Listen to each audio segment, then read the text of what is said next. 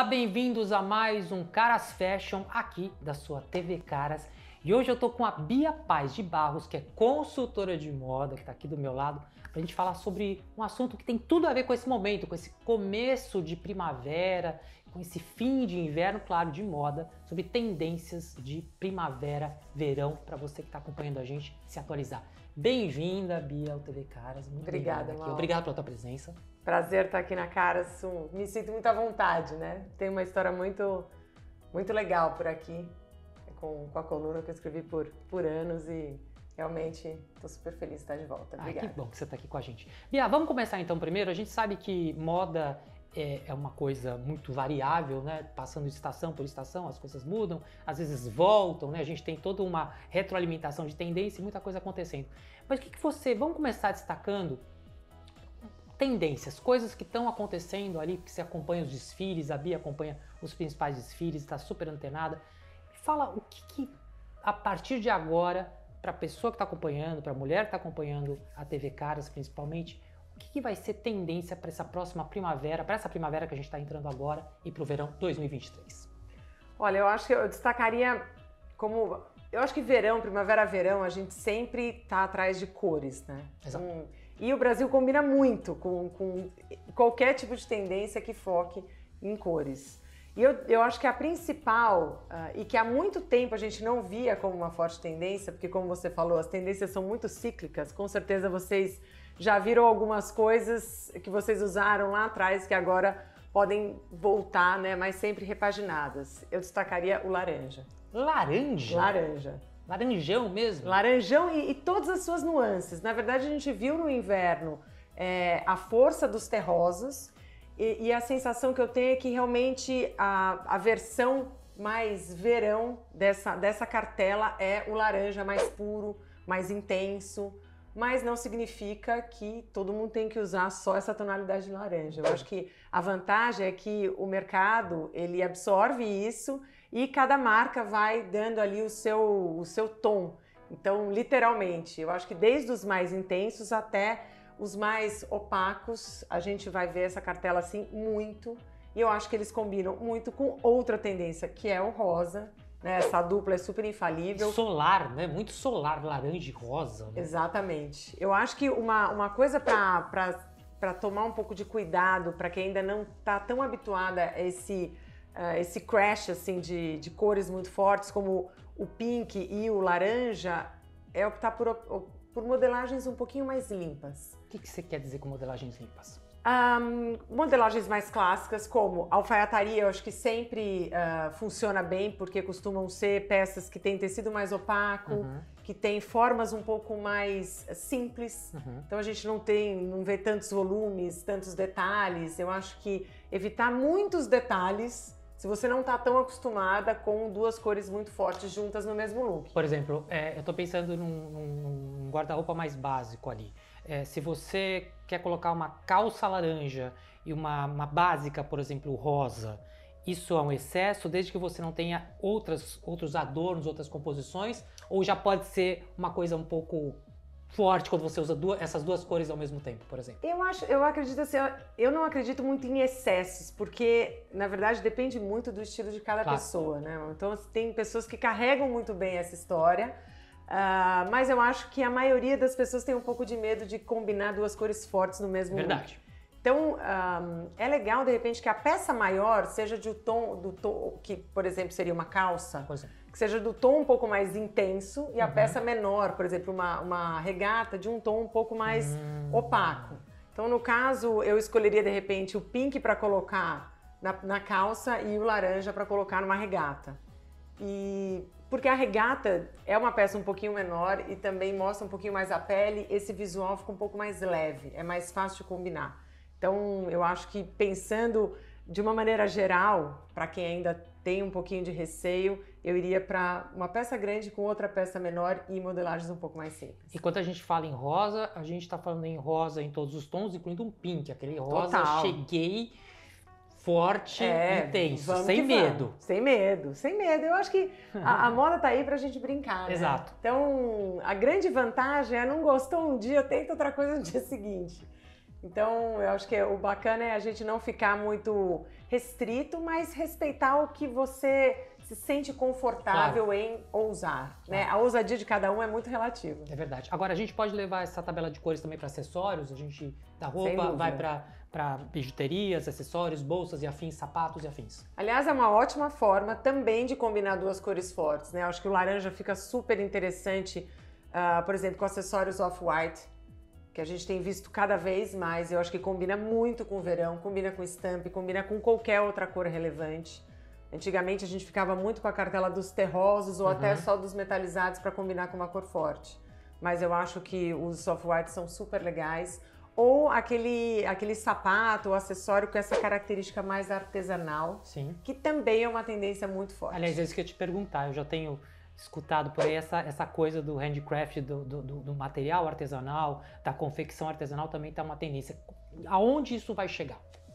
Em todos os lugares. Eu acho que a gente repara mais nesse tipo de tendência nos acessórios, mas nas roupas e principalmente na mistura desses trabalhos numa única peça. Por exemplo, o tricô com crochê em uma única peça, a mistura dessas texturas.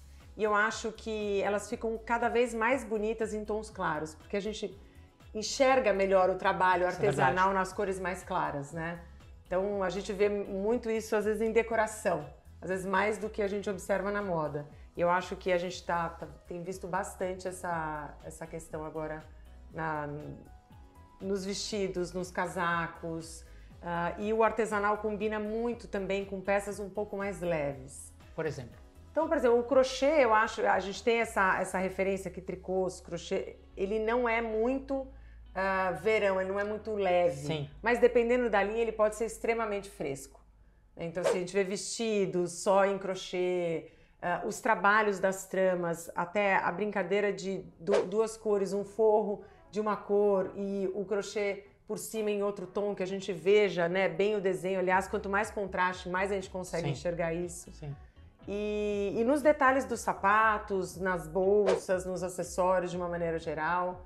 Eu acho que a novidade agora, porque isso sempre de uma certa forma aparece, é a mistura dessas texturas no mesmo visual e a valorização desse visual mais claro. Entendo. Né? Então, assim, os off-whites, o branco, o cru. Até porque a gente vai estar num período, quer dizer, mais fresco, né? A gente saiu de um inverno, né, terrível, e a gente está indo para um período mais fresco. Isso também traz um frescor ali para o dia a dia da pessoa que está usando.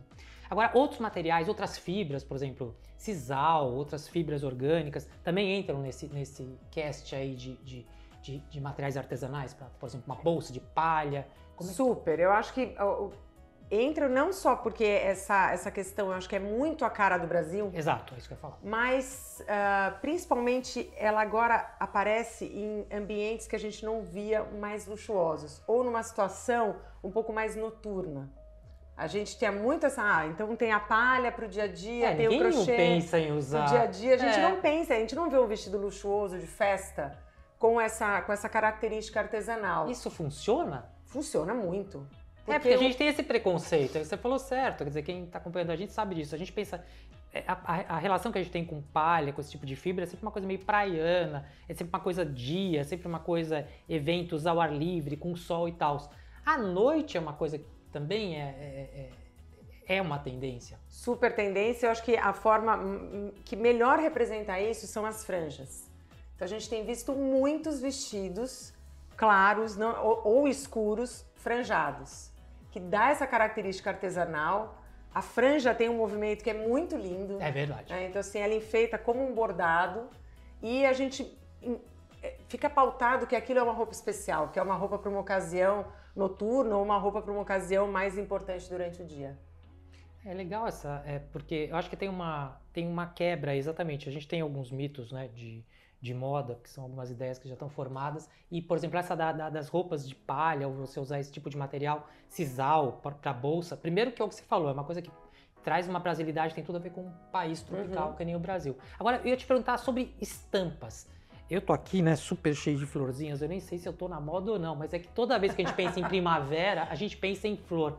Floral continua sendo uma tendência para primavera? Eu acho que as estampas, de uma maneira geral, elas sempre vão entrar bem em coleções de primavera-verão. Mas eu acho que o floral que tá mais em alta agora é o floral um pouco mais bold, um pouco mais estourado, né? Menos miúdo do que o que você tá usando. Uma coisa mais aquele floral mais evidente e às vezes até um floral que ele não é tão preciso, a gente não enxerga tanto a flor, né? A gente vê um pouco uma coisa mais distorcida. Mais abstrata, mais figurativa. Exato, a flor é como se ela tivesse sido a principal referência, mas ela se transforma em alguma coisa que a gente enxerga uma flor, mas não com essa precisão. Entendi, tem que ser uma coisa mais macro do que essas pequenas, assim. E animal print continua sendo uma tendência? Era o que eu ia falar depois, que o animal print, eu acho que animal print é um clássico, né? Quem gosta de animal print usa no verão, usa no inverno, usa sempre. Tem que gostar. Mas o animal print também, ele vem com essa característica um pouco mais maxi. Então, é uma zebra que ela não é uma zebra muito estreitinha, ela é muito mais espaçada. A onça também é mais ampla. É como se a gente ampliasse todas as tampas e elas ficassem um pouco mais distorcidas. Sim. Até um pouco menos óbvias, o que é muito legal. Fica melhor. Agora vamos falar um pouquinho já, a gente tá na primavera, mas eu vou dar uma esticadinha já pro verão, que vai ser a estação seguinte, e eu tô pensando já em praia, né? Porque a gente quando começa, Nossa, eu também não a gente tá saindo do frio, todo mundo que sai do frio do inverno, principalmente quem tá em São Paulo, a gente passou por um inverno difícil em outras partes do país, principalmente na região sul também, a gente tá doido pra ir pra praia, né? Todo mundo, homens e mulheres, a gente quer pegar praia. Biquínis, maiôs, o que é a tendência para esse próximo verão de 2023? Olha, eu acho que isso é uma coisa que a gente já vem do último verão, eu diria, mas agora talvez as pessoas consigam perceber mais na praia de fato, né? Que são as modelagens um pouco com uma característica meio anos 80, aquele famoso asa delta. Asa delta? Tanto para os biquínis como para os maiôs. Faz tempo que eu não ouvi essa palavra. Esse termo, assim, eu voltei à novela. Né? Olha, voltamos para a novela Água Viva da Globo, lá em 1980, alguma coisa, que tinha exatamente o must, era a exibição. Volta o maiô e o biquíni asa delta. Hoje ele não chama mais asa delta, né? Qual que é o nome chique dele? Então, na verdade, eu até fiquei pensando qual que seria o nome. Agora eu não tô lembrando qual que é o nome chique dele, mas é uma releitura sempre dele. Dá um nome, claro. Um nome assim que não só é um nome chique, mas que é um nome que parece uma novidade. Sim, eu sei. E de fato porque ele vem de uma outra forma, né? Antigamente a gente via asa delta em biquínis pequenos, de uma maneira geral. Agora é muito mais a estrutura mais cavada, né, na lateral mesmo do biquíni ou do maiô, seja num biquíni maior, ou num biquíni pequeno. Então, não necessariamente a gente vê isso só naquele biquíni, não é aquele asa delta nos 80, que é aquele biquíni pequeno, né, que ele cava na frente e cava na lateral. Sim. Então, eu acho que essa é a diferença agora. Mas a gente percebe a cava bem assim aberta na lateral, e que isso é um excelente alongador de pernas, por exemplo. Olha lá, você vai ficar mais alta, é isso? Né? Exato. Vai dar você vai se sentir um pouco mais longilínea. Mia, uma curiosidade genérica, a gente está falando de tendências aqui, mas é uma curiosidade que você que está acompanhando a gente aqui no Caras Fashion também deve ter, e eu que sou leigo também tenho. Qual é e de onde surge, né? Qual é esse holy grail que surgem essas tendências todas? Como é que as tendências se formam? Como é que essa nuvem, onde todo mundo pega ali a informação, acaba se tornando um vetor de tendência para um determinado segmento, no caso a moda? Olha, antigamente tendência ela vinha dos designers, da passarela e chegava nas lojas.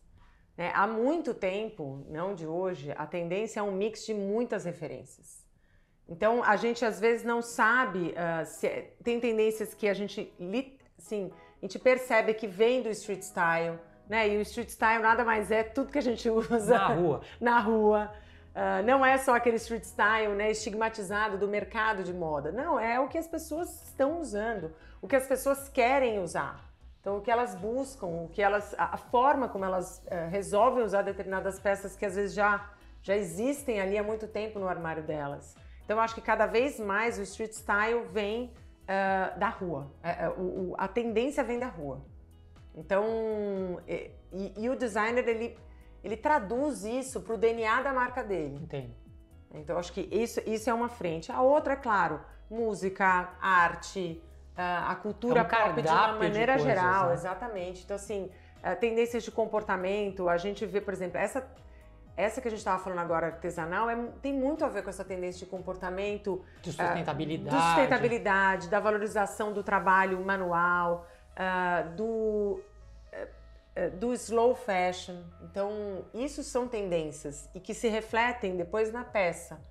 Então, a gente percebe nesse movimento do artesanal, não tem só a ver com as texturas, com o trabalho artesanal em si, mas com a cadeia produtiva toda. Exatamente, que valoriza o trabalho regional, né, que valoriza o artesão local. Então, assim, eu acho que faz muito parte de uma tendência ampla, que depois a gente vai ver ali naquele vestido de crochê, por exemplo. Que é muito importante. Eu acho que o consumo de moda, ele tem que ter, além, obviamente, do consumo físico ali dos produtos, ele vem agregado ali um pouco de consciência social, que é exatamente isso. Quando você nota e percebe toda essa cadeia produtiva, principalmente na questão artesanal no Brasil, que é uma longa cadeia, uma sacrificada cadeia, onde pessoas realmente ali, artesãos ficam ali, às vezes, ganhando na base, ali na ponta, um pouco, né? Tem toda uma questão de precariedade que a gente sabe até chegar no produto final, e é muito importante que as pessoas tenham, principalmente essa consciência também da reciclagem, da sustentabilidade. A gente está na pauta do meio ambiente já há algum tempo, percebendo todas essas mudanças climáticas que a gente tem, e a moda, eu acho que é importante quando a gente consome, a gente tem essa consciência. São vários fatores, e não só o que você veste, tem muita coisa por trás do label. Total, e eu acho que cada vez mais as pessoas estão percebendo essa importância e fazendo essa análise antes de comprar alguma coisa, que eu acho que isso é o principal. Né? Você falar, bom, peraí, o que aconteceu para essa peça chegar até aqui? Né? Ler a etiqueta de composição para entender do que é feito. Não é uma coisa técnica, é muito fácil quando você cria esse hábito, é legal, é perguntar sobre a história daquela peça para a marca, é valorizar as pequenas marcas. Isso é importante. Então, assim, eu acho que isso tudo faz parte da consciência da moda, porque de fato é um dos mercados que mais poluem, mas eu acho que muitas iniciativas de grandes e pequenas marcas têm sido assim essenciais para mudar esse conceito, né? Que é um conceito ruim do nosso mercado, mas que está aí, né? É fato, e que eu acho que as pessoas cada vez vão aceitar menos. Deixa eu te fazer uma última pergunta final. Tem várias perguntas sobre moda, mas eu tenho uma pergunta que é uma pergunta prática, que é a seguinte. Todo mundo, jeans é um clássico, né? Quer dizer, a gente passa a estação, o jeans está lá eternizado desde lá dos anos 50, 60, quando a gente começou a usar o jeans. E tem uma pergunta que está na cabeça de todo mundo, que é o seguinte, quantas vezes eu lavo uma peça? Eu já vi, por exemplo, pessoas falam assim, eu nunca lavo, eu não lembro exatamente quem foi, mas assim, eu tenho uma calça jeans da Levi's, da Levi's, eu nunca lavo. Ou então, não, tem que lavar. Você tem um tempo que você pode... Eu tô pensando em questão de consciência ambiental mesmo, de uso de detergente, essas coisas. Uma peça como jeans, por exemplo, você tem que lavar sempre? Ou é uma peça que realmente você pode deixar lá um tempo e não precisa ter tanta frequência de lavagem? A gente pensando em meio ambiente. Eu acho que o jeans ele ficou bem estigmatizado por conta da lavagem para que ele chegue naquela modelagem. Sim. Então, assim, o jeans realmente é uma das peças que usa muita água para estar ali do jeito que a gente encontra na loja. Usavam, né? Eu acho que as principais marcas de jeans têm mudado muito essa forma de construir a peça. Mas falando nossa máquina de lavar. Eu acho que é uma questão muito pessoal, claro, mas existem materiais que são mais resistentes e menos resistentes. A gente costuma lavar com muito menos frequência uma peça de seda, que é delicada, é verdade, do que um jeans, que é uma coisa que a gente sabe que ali não vai estragar. Sim. Por isso, talvez a gente possa ter a consciência que, do mesmo jeito que você às vezes deixa de lavar uma peça delicada, porque não precisa lavar toda hora, então a gente pode deixar de lavar o jeans, porque também não precisa lavar toda hora. Aliás, ele precisa lavar toda hora menos ainda. Sim. Então, eu acho que sim. Eu acho que dá pra gente ter recursos paliativos para ter o frescor de uma roupa limpa. Sim. Por exemplo, borrifar um pouquinho de amaciante. Sim. Ou borrifar esses cheirinhos assim que gostosos na roupa. Lógico. Deixar essa peça arejando. Lógico. Eu acho que eu acho que o jeans especificamente é uma das mais fáceis para fazer isso. Muito obrigado. Olha, então, essa é a dica, né? Porque a gente está lembrando que moda tem muito a ver com consciência social. Consciência social envolve meio ambiente. É muito importante as pessoas entenderem isso, né? Que a peça que você veste não só traduz sua personalidade, seu estilo, mas também expressa a maneira como você lida com tudo ao teu redor. A moda, acho que tem muito essa linguagem.